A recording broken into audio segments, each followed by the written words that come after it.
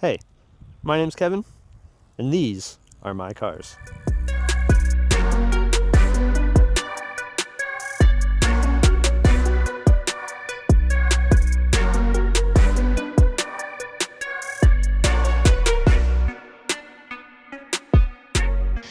Wanted to start this YouTube channel for quite a while now. It's just something that I've always wanted to do. This first video is just going to be sort of like an introduction to both me and the cars. And we're going to start right here with the Focus.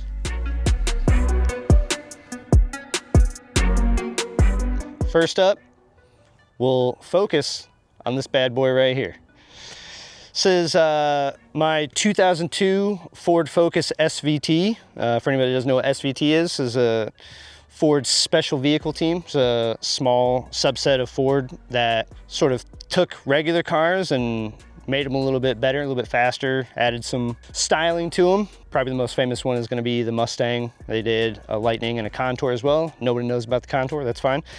This car, sort of the background story of this is, I've been into cars basically my whole life. It's sort of my father's doing. When I was young, he used to take me out with all his buddies and go street racing out in the middle of the night, which is a responsible thing for a father to do. And I just kind of grew up around it and grew into it and loved everything about it. So naturally, when I got old enough to drive, I decided to do the same thing. And because my father's the previous generation, I was sort of brought up around like muscle cars, V8s, Camaros, Mustangs, stuff like that. One day when I was kind of sort of looking for my first car, my father came home with a magazine, threw it on my bed and said, hey, check out this page. And inside was a company that had taken a little Ford Focus like this and shoved a small block Ford into it, and I just thought it was the coolest thing ever. So that was sort of the initial plan, was to buy a Ford Focus and then me and my dad tackle that project of shoving a big V8 into it. Originally I had a 2003 just regular ZX3 Focus automatic, nothing special, and then unfortunately an older lady in a Lexus sort of targeted the side of that car and took it out, so rest in peace. Not the lady, the car. After that, I sort of had done some of the research and like got involved in like the Ford Focus community and had learned about the SVT and what that car was, and that it was sort of like a step above a regular Ford Focus. So I decided this time around we're going to try again, but I'm going to go with that one. Unfortunately, the Fast and Furious lifestyle had latched on to me, and 4 cylinders all of a sudden became cool. So kind of threw the V8 plan out the window and went with a Pro Charger. So still sticking a little bit to those V8 muscle car fanboy roots, wanting to have a supercharger instead of a turbo at the time. And then had that for a little bit of time. The Pro Charger in the car was super cool. Made a really cool noise. Like that Pro Charger sound is something else. Like it was a lot of fun to drive around. Got a lot of looks. People liked it a lot. And then I blew it up. Completely destroyed a piston, bent a rod, put holes in the block, just destroyed everything. And I was a poor not college kid, but post high school kid. And from that point, it was a slow build process. The car kind of sat on jack stands for about 4.5 years.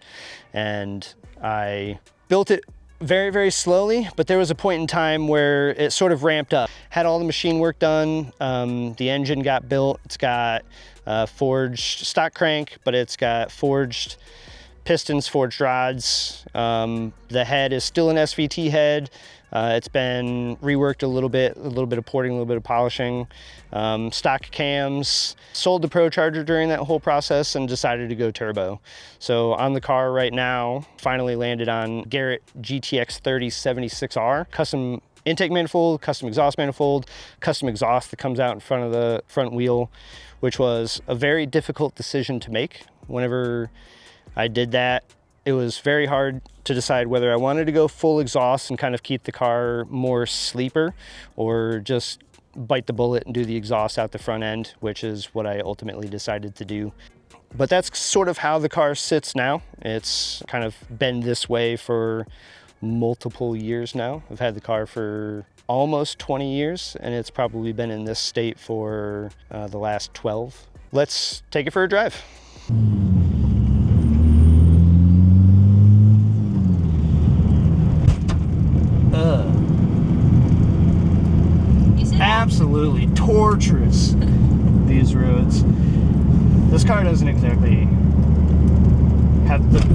suspension setup on it. The suspension on this car right now is like Eibach Pro Kit shocks and struts and ground control coilovers, which is like the cheapest way that you can do a coilover suspension. So not great, and it's been on the car for probably like 15 years. I was a little poor kid back then. Not much different than I am now. I mean, talking about the history of this car, it's no surprise that it's probably my favorite. It's definitely like, when you sit in it, it might be the nicest of all of the cars, like interior wise. It's just, I got this car with the lowest mileage out of all of the cars. It had 40,000 miles on it when I got it. I just always took really good care of it. So like the interior is just in really good shape. It's been in a garage most of its life. Like the exterior is really well taken care of as well. But just something about getting in this car that, like, I got it when I was 17 and it like still smells the same, and it's just like a whole bunch of memories tied to this thing, which always makes it a little bit fun. I don't drive it near as much as I should. It gets driven like once a year at most, and it's usually from like the trailer to a parking spot at a car show and then back onto the trailer. And every time I do it, every time I drive this car, I'm like, man, I really need to drive that thing more. And then I don't ever do it. But we're gonna change it. We're gonna drive it more. It's pretty finalized the way that it is. It has some room to grow, but not much, the way that the engine's built. There are a few things that I'd still like to do to it. Mostly the transmission. The SVTs came with a 6-speed that have really close gear ratios, which is great for the naturally aspirated power that it made from the factory. It came with 170 horsepower, and those close gears are awesome for like autocross or maybe even like a small track day. But now that it's got the turbo on it and it makes as much power as it does, the gears are too close together. I have a taller set of tires for the front of it. It's a 26-inch tall Mickey Thompson that I put onto it if I ever want to go to the track, because fourth gear in the car maxes out at about 115 miles per hour on the factory tire size, and it goes faster than that in the quarter. So I'm usually banging limiter and fourth gear whenever I take it to the track. Got a taller set of tires to try and combat that, and they hook up much better than the stock ones. So the gas in this car right now is pretty old, so we'll see if this actually does anything. But second gear is usually pretty useless. Yeah, didn't hook up. Third gear spins too. It's always a little surprising whenever I get back into this car after driving like the Supra or the Evo. It's quite torquey for what it is. It's just a 2-liter. It's got not a big turbo on it by any means, at least not by today's standards. When I first built this car, 400 wheel horsepower in a front wheel drive car was ridiculous back in like 2000 and, I don't know, like 2010, 2012, somewhere in there. Like 400 horsepower in a front wheel drive street car was like a lot of fun. It was a lot of fun to take this thing out and like really surprise like the V8s that were making 500-600 horsepower at the time, and they were just heavier. This car is pretty light, and it just hung with some cars that it probably shouldn't have. And back then it was just a ton of fun to hang out and, like, first of all, it's a Focus, so people don't think very highly of it. So it's fun to surprise people and like have the car gain a little bit of respect in that aspect of like, oh man, this thing's actually pretty cool. But as I've gotten older and like whenever I see this car like parked in a parking spot, I always just love the way that it looks. Like, it always somehow still surprises me. I'll look at it and be like, man, that is a good looking car, which is weird because it's for a teenage girl that was in high school in the year 2000, so go figure. The car got a ton of hate online. You're like, why would you ever do that to a Focus? Why would you put that much money into something? That thing's dumb, like whatever. But I never got that kind of like hate in real life. When people were around the car, the exhaust out the front bumper probably helped that quite a bit. Like, whenever people see it and hear it and like experience it, they always think it's like cool, at least for what it is. So in person, the car got like a ton of love. It was in S3 magazine at one point, which is probably one of my biggest automotive accomplishments, is to get your car in a magazine. It feels pretty cool. That magazine issue came out while we were at Import Alliance, while S3 was there. I had not seen or read the article when it came out, and while we were at Import Alliance, so went over to their booth and like bought the issue that my car was in directly from them, and like got to stand there and read it at the car show with like all my friends around and everything. It was really cool. Since I built this car back in like the heyday of like forums, well before like everything was in Facebook groups like it is nowadays, the car like build threads, and like I was doing something that like not a whole bunch of people had done with the Focus, especially with the SVT, putting a big turbo on it, like just trying to get as much power out of it as I could. So the car like kind of built a little following, and it was always fun to go to like a Focus specific car show, because those do exist, and like to hear everyone be like very excited about the car being out and like getting to see it in person, which is kind of cool. But this car is, I've just had it for so long, it's so much mine. Grew up with this car and so many people knew me by this car. Like, I can't ever see myself getting rid of it. It's just always gonna be part of me, probably. Moving on, I guess my tastes might have evolved a little bit. So this is my 2003 Lancer Mitsubishi Evolution 8.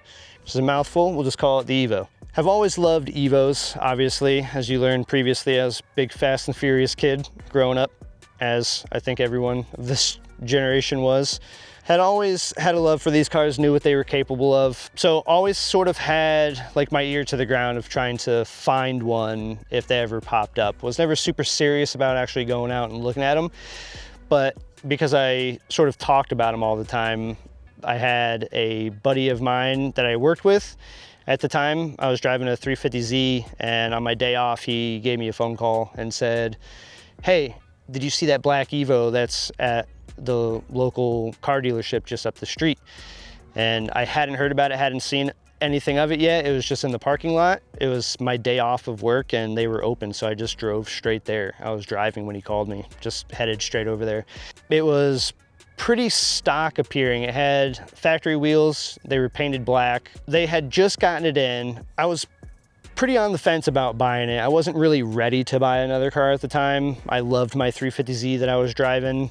Salesman could kind of tell that I wasn't making a decision. I test drove it overnight, and the next day took it into the shop, put it up on the lift, kind of checked everything over. The car needed some work, definitely needed some work. Ultimately decided to go ahead and jump in, buy the car.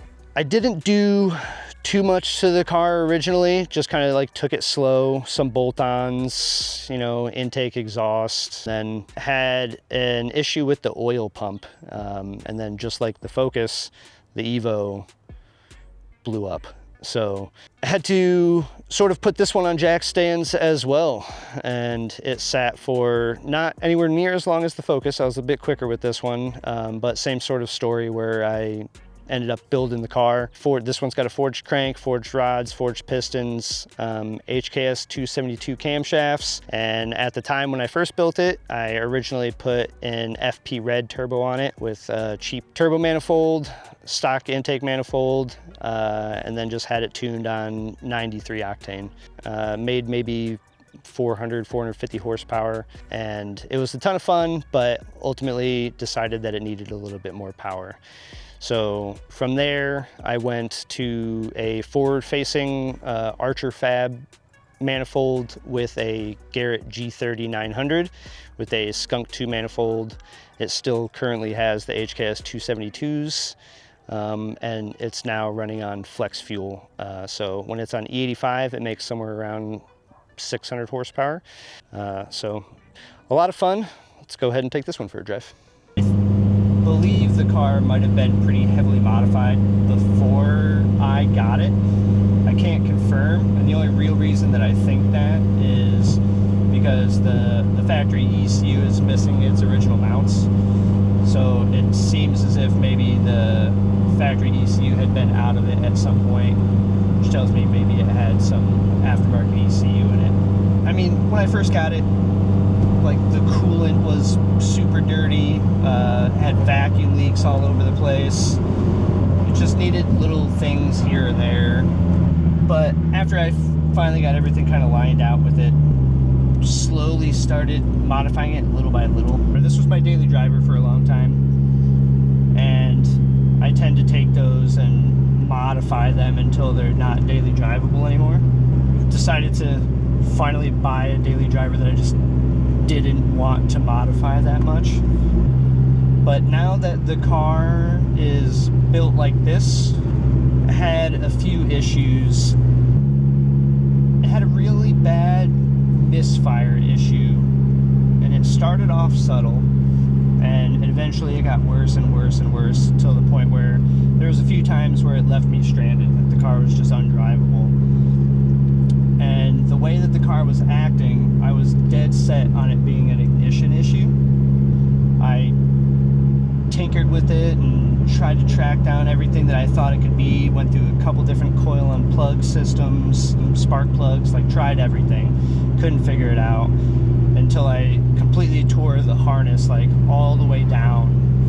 Right where the harness went into the ECU, I found an exposed ground wire that was for the ignition coils, and I thought, this is it, I found it, gotcha. Fixed it, and then it was still having the same exact issue. So I eventually bit the bullet, and now the car has a completely tucked wire harness in there, and it fixed the issue. So whatever the issue was inside the wiring harness somewhere. I just am not 100% sure what it actually was. The car is tuned on flex fuel, but with the stock ECU, that has some limitations, mostly when it comes to who will tune the car. There's not a whole lot of tuners out there that are willing to mess with flex fuel on the stock Evo ECU. The plans for this car are to fix that next. With this tune that's on it now, it runs really well, but it's still leaving some power on the table. Right now it's got about 25% ethanol in it, and it drives just like it would if it had 93 or fully 85 on it. I think on this ethanol it's running about 30 pounds. On E85 it gets up to 36. Some proper tuning and turning it up to 40 plus pounds of boost really make this thing rip. The interior of this car, I mean, first of all, the Evo 8 seats are incredible. I love them. These ones are a little dirty. The car is getting close to 100,000 miles. They could use a good cleaning, but the seats themselves, so good. But right now, it's got an aftermarket head unit, and it has gauges where the factory stereo would be. So it's got 3 additional gauges, plus the ethanol content sensor is where the factory ashtray is, which is actually a pretty cool location for the gauge. The forward-facing turbo doesn't have a filter on it, but it does have a turbo guard. Still makes me a little nervous if I'm driving behind a big truck or something, and something that can kick up a lot of dust. I do have twin tile wastegates. They do come out the hood.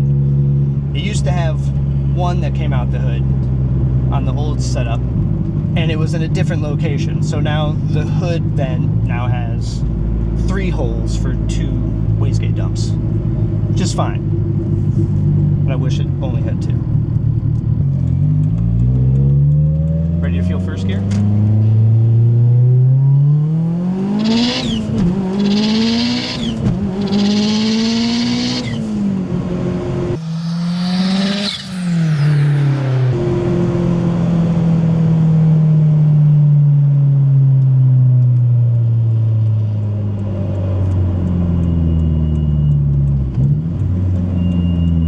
What a fun car. So, as you can see, super fun car to drive, but as every car guy knows, no build is ever truly finished. But before we talk about what we have in store for this car in the future, let's go ahead and talk about that car.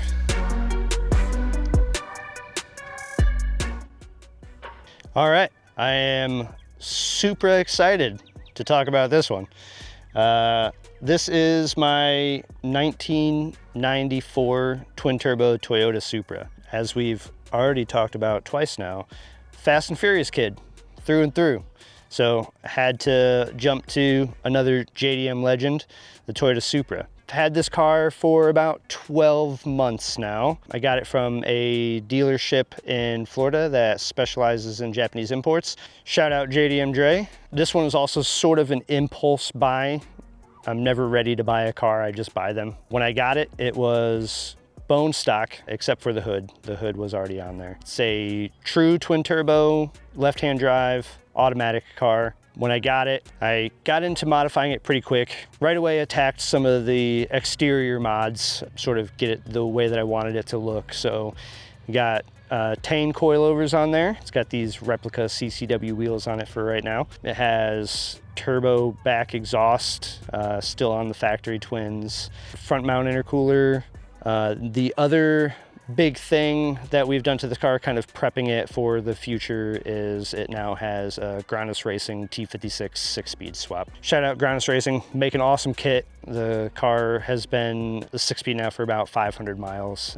It's made the car a ton of fun to drive. So we'll go ahead and take this one for a spin as well.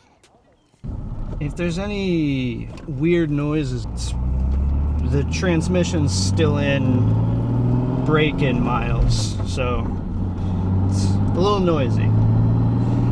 But we'll start off just talking about how much fun this car is to drive, especially now that it has the 6-speed in it. I get the inline 6 appeal now. The RPM range is so incredibly smooth. The power band, like the way that the car handles, like everything about it is just a blast. The other thing that I really love about this car is the amount of attention that it gets, and not necessarily because I'm like seeking attention, but my memories of Toyota Supras are every time that I used to see one out driving around, I would get so excited, and like it would just make my day. So now that I can see other people get that excited about driving this car around, it's pretty cool to like share that. And it's really cool to see the different, I guess, generations of car enthusiasts be excited by this car, because it is not just people that are in my age range. There's still like, you still see like teenagers get excited about it, and even little kids like taking it through the car show and like just driving through the parking lot and hearing like a little kid voice be like, that's a Supra. Like, it's just so cool. Just also knowing that like there's future generations out there that are still going to be car enthusiasts when they grow up, preparing to like just dig themselves into deep debt modifying cars. The next like big thing, I guess, about this car that was not really unexpected, you had heard about it a lot from other people that have driven it, but the interior of this car, the Japanese auto manufacturers in the 90s just made some really cool interiors, but this one is so driver focused. Like everything is facing you, like the center console, like all the gauges, the clock, like everything is just like, you feel very much like you're sitting in like a fighter jet cockpit in some way. Like, it's just kind of like you're in a little, like very race car like. It's very, very cool interior. It's got back seats. I have no idea why you can't. You can't get back there. As of right now, out of all the cars that are in the garage, this one is the slowest out of the 3. Currently, it has just basically like turbo back exhaust, front mount intercooler. It has all the little like tricks that you can do with a Supra, like rerouting vacuum lines and like being able to add more boost. And it has the factory fuel pump like rewired to have full power all the time. But it still is just kind of like a bolt-on car. The big thing, like getting it ready for the future, it was the 6-speed swap. Granis Racing makes a super complete kit to swap the T56 into the car. And everything like in here feels very factory. It uses the factory shifter surround. It uses, I think this is like a leather shift knob from a new Supra.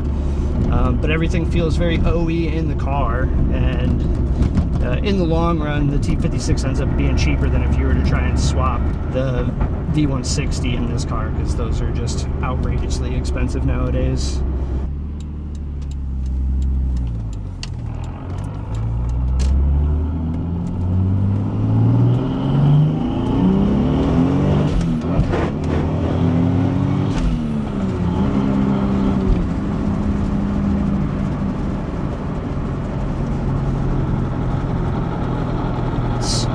Still a very fun car. It's fun to have all 3 drivetrains. So you got the Evo being all-wheel drive, Focus being front-wheel drive, and then this being rear-wheel drive.